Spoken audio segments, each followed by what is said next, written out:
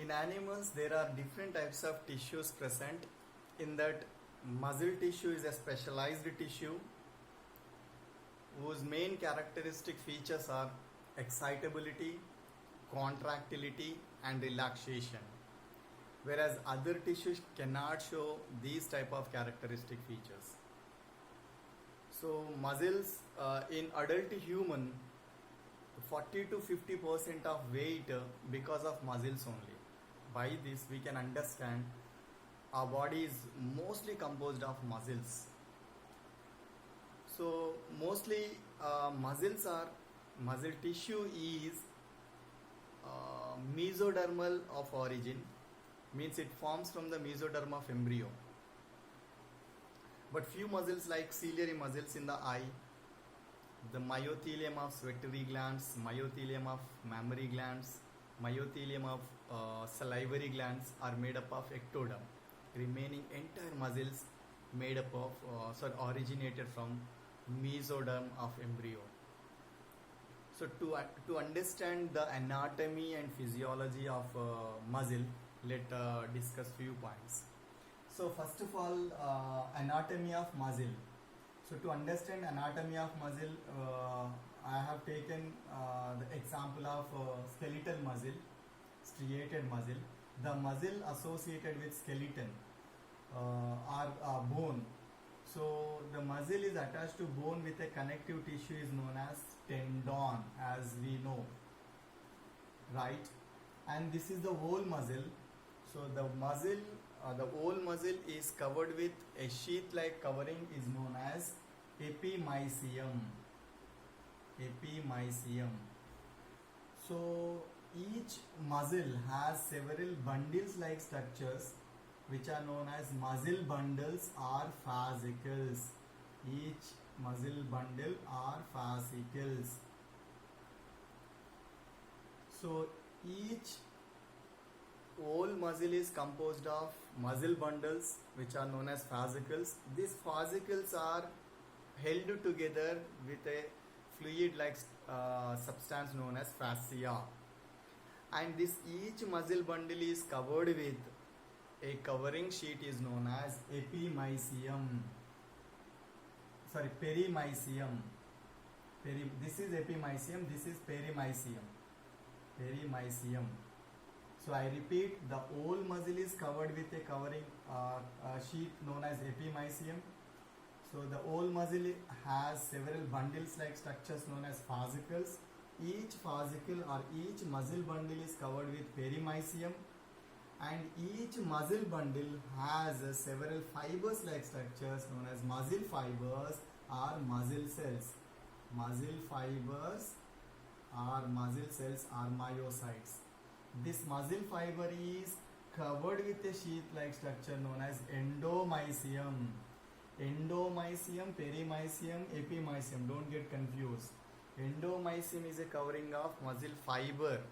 So muscle fiber is a cell, is a muscle cell which is myocyte. So this is the anatomy of muscle. Based on structure and function, so there are three types of muscles found in our body. So the first type is striated muscle, second type is smooth muscle, and third type is cardiac muscle. So first and foremost, striated muscles. So these muscles are known as striated muscle because of their appearance of striation on them. There are no appearance of striation on this, so that they are called as smooth muscles. Striated or striped or skeletal muscles also we call as skeletal because they are associated with skeletal system. Striated muscles. So mostly striated muscles, mostly not striated muscles show the syncytium condition. What is syncytium here? They show the many nuclei. That nucleus also present below the sarcolemma, which is called a peripheral nuclei. So this syncytium condition because of fusion of myocytes during the embryonic stage. So myoblasts will form the myocytes. During the division, what happens? So all the cells will merge. More than 2-3 cells when merge, all the nuclei will form in a single cell. The syncytial condition can be seen in skeletal muscles. and they are having the broader ends. You are seeing here broader ends, synesthesial condition, and these all voluntary in action. In physiologically they are voluntary in action, means they are under our will and wish we can move them. So all the skeletal muscles are comes under voluntary muscles. So these mostly controlled by central nervous systems, brain and spinal cord. So which we can control.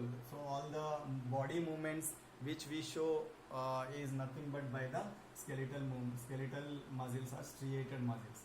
And the second type is a smooth muscle. There are no striation found in the muscle, and hence they are called as smooth muscles, and only single nucleus is found, so that uninucleated, and the tapering ends, you are seeing here tapering ends, broader ends, tapering ends. So smooth muscles mostly involuntary in action, so they are not under our control. We cannot move them under our on our will and wish. So mostly all the visceral organs, all the visceral organs are composed of smooth muscles, which they move themselves, so that it is under control of autonomous nervous system. So this is regarding smooth muscle. And finally cardiac muscles. So cardiac muscles structurally, means anatomically, shows the striations like striated muscle, and functionally they shows the involuntary in action, so that they are categorized in the third type, mostly heart muscles. The muscles present in the heart known as cardiac muscles. The difference, the similarity with striated is they show the striations, right? They show the similarity with smooth muscles is a function, involuntary.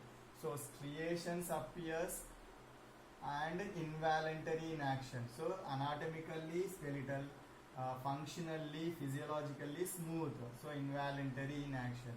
But the difference with skeletal or striated muscle is these are branched myocytes. These are branched one, and these are not unbranched. So branched striated involuntary muscles are cardiac muscles. And stripes, the striation appears in the cardiac muscles, but the striations are not dark manner, so they are looks very light manner. And apart from that, there are some disc-like structures appears upon the cardiac muscles. It is a characteristic feature, special feature of cardiac muscle, that structure is known as intercalated disc. So intercalated disc is a characteristic, a unique feature of cardiac muscle, which is involuntary in action, so that it is also autonomous nervous system only. Autonomous nervous system, which works under autonomous nervous system. So this is regarding muscle types. Thank you.